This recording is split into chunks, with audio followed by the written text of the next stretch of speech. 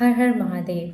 हम लोग पढ़ रहे हैं प्राचीन भारतीय इतिहास को जानने के स्रोत, जिसमें से हम पढ़ रहे हैं साहित्यिक स्रोत। साहित्यिक स्रोत में है वैदिक काल और वैदिक काल में है ऋग्वेद। जी हाँ, ऋग्वेद ऐसा ग्रंथ जो आज से लगभग 3500 साल पहले लिखा गया सबसे प्राचीन, हमारे भारत का ही नहीं पूरे विश्व का सबसे प्राचीन ग्रंथ है जो कि उपलब्ध है। एक बार ऋग्वेद को संक्षेप में समझ लेते हैं कि अभी तक हम लोगों ने क्या क्या इंपॉर्टेंट चीज़ें पढ़ी। सबसे पहली चीज़ कि ऋग्वेद 3500 वर्ष पुरानी कृति है, यानी प्राचीन ग्रंथ है। दूसरा, ऋग्वेद में कितने मंडल हैं, यानी कितनी पुस्तकें हैं। तो ऋग्वेद में 10 मंडल हैं, यानी 10 पुस्तकें हैं। पुस्तकों को मंडल कहा गया है। तीसरा प्रश्न आएगा कि ऋग्वेद में कितने भजन हैं, भजनों को क्या कहा जाता है। तो ऋग्वेद में 1028 भजन हैं और भजन को सूक्त कहा जाता है। सूक्तों में क्या है, भजनों में क्या है, तो सूक्त ही भजन है। सूक्तों में है देवी देवताओं की स्तुति और इन सूक्तों की रचना करने वाले हैं ऋषि। जी हाँ, विभिन्न ऋषियों के द्वारा इन 10 मंडलों की, इन ऋग्वेद की 10 पुस्तकों की रचना की गई है। हम लोगों ने 3 मंडल यानी 3 पुस्तकों के बारे में जाना। ऋग्वेद में 10 मंडल हैं, जिसमें से प्रथम मंडल, द्वितीय मंडल और तृतीय मंडल के बारे में हम पढ़ चुके हैं। अब हम समझेंगे चौथे मंडल को, यानी चतुर्थ मंडल की ओर हम लोग चलते हैं। ऋग्वेद के चौथे मंडल में कितने सूक्त हैं, सबसे पहले हमको ये जानना पड़ेगा। सूक्त यानी कि भजन, कितने सूक्त हैं, तो 58 यानी 58 भजन ऋग्वेद के चौथे मंडल में हैं। दूसरा प्रश्न आएगा कि यह मंडल किन देवी देवताओं को समर्पित है, तो यह मंडल भी इंद्र, अग्नि प्रमुख देवताओं को समर्पित है। अब जानते हैं कि ऋग्वेद के चौथे मंडल की रचना करने वाले ऋषि कौन थे। तो ऋग्वेद के चौथे मंडल की रचना करने वाले ऋषि वामदेव गौतम हैं, जिन्हें महर्षि गौतम के पुत्र के रूप में जाना जाता है। उन्होंने ऋग्वेद के चौथे मंडल की रचना की है।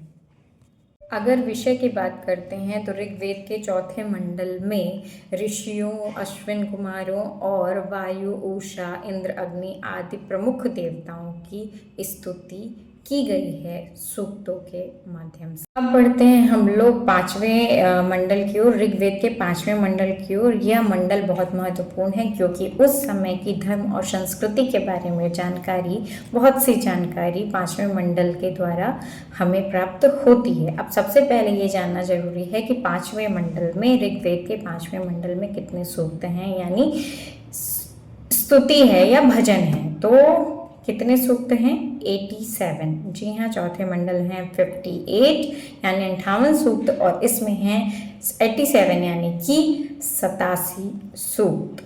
अब जानते हैं कि ऋग्वेद का 5वां मंडल किसने लिखा, यानी ये किसके द्वारा रचित है। तो ये किन ऋषि के द्वारा रचित है, तो ऋग्वेद का 5वां मंडल अत्रि ऋषि के द्वारा व अत्रि ऋषि के वंशज के या वंश के अन्य सदस्यों के द्वारा भी रचित है, लेकिन इनका मुख्य श्रेय अत्रि ऋषि को जाता है। अब यह, इसके विषय कौन कौन से हैं, यानी 5वें मंडल में क्या क्या है, इसके विषय कौन कौन से हैं, तो इनमें भी इंद्र, अग्नि हैं प्रमुख देवता, और वरुण देवता हैं, मरुद देवता हैं, बहुत सारे ऐसे देवताओं की स्तुति की गई है। लेकिन इसमें कुछ खास है, इसमें उषा और सविता देवता की स्तुति के भी कुछ भजन हैं। उषा का मतलब होता है भोर। जी हाँ, जो सुबह की बेला होती है उस समय की भी स्तुति उषा देवता के रूप में की गई है, और सविता देवता यानी भगवान सूर्य की भी स्तुति इस मंडल में की गई है। अब बढ़ते हैं ऋग्वेद के 6वें मंडल की ओर। तो ऋग्वेद के 6वें मंडल में सबसे पहले ये जानना आवश्यक है कि कितने सूक्त हैं। तो ऋग्वेद के 6वें मंडल में हैं 75 सूक्त यानी 75।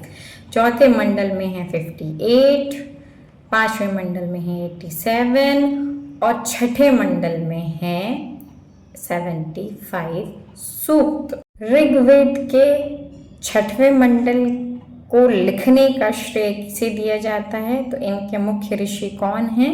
तो इनके ऋषि हैं भरद्वाज ऋषि। जी हाँ, भरद्वाज ऋषि के द्वारा ऋग्वेद के छठे मंडल की रचना की गई है। अगर विषय की बात करें तो ऋग्वेद के छठवें मंडल में किन किन देवताओं की स्तुति या सूक्त हैं?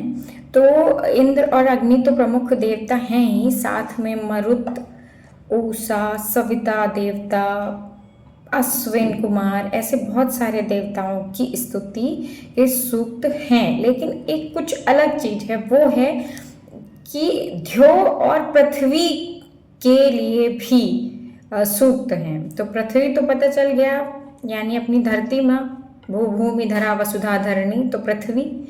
और दूसरा ध्यो, ध्यो जो है वो स्वर्ग का पर्यायवाची है। जी हाँ, स्वर्ग को ही ध्यो कहा गया। तो ध्यो और पृथ्वी यानी स्वर्ग और पृथ्वी की स्तुति भी छठवें मंडल में ऋग्वेद के की गई है।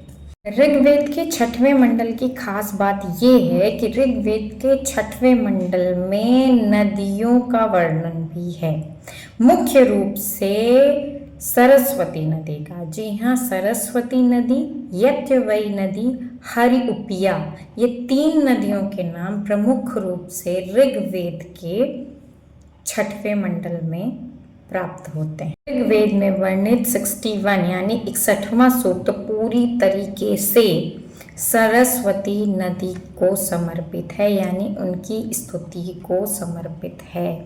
और सबसे बड़ी एक बात जो कि पूरे ऋग्वेद में सबसे खास है, वो ये है कि ऋग्वेद के छठवें मंडल में ही सबसे पवित्र नदी, जो हमारी राष्ट्रीय नदी कहेंगे, गंगा, जी हाँ, गंगा नदी का वर्णन भी आता है।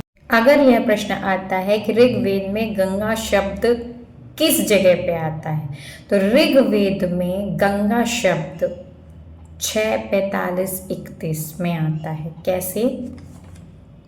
गंगा शब्द पहली बार ऋग्वेद के छठवें मंडल के 45 सूक्त के 31 श्लोक में आता है। ये याद रखना का तरीका है 6:45-31, यानी ऋग्वेद के छठवें मंडल के 45 सूक्त के 31 श्लोक में गंगा शब्द आता है, जो कि गंगा नदी को संदर्भित करता है।